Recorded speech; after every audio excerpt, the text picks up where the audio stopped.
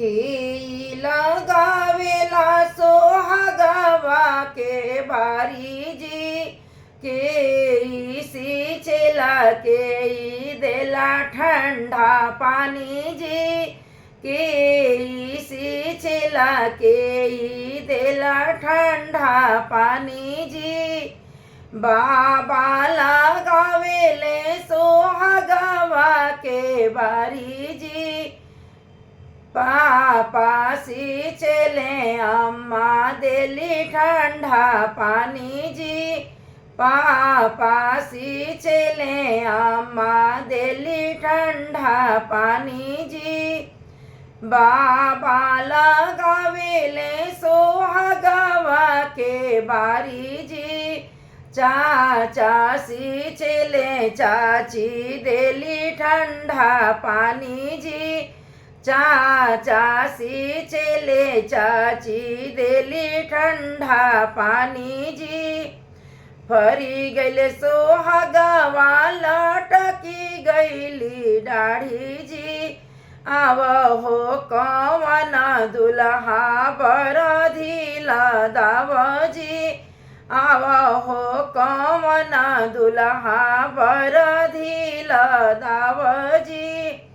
छुटी जइहे बरधी सोहागवा भुइया गिरी जी आव हो कवनी सुहवा जोगवा बटोर जी आव हो सुंदरी सुहवा जोगवा बटोर जी।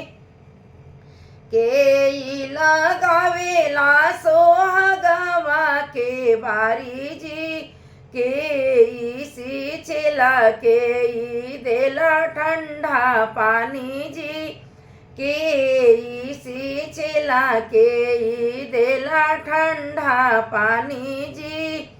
पापा लगावेले सोहागवा के बारी जी भैया सींचेले भाभी देली ठंडा पानी जी भैया सींचेले भाभी देली ठंडा पानी जी।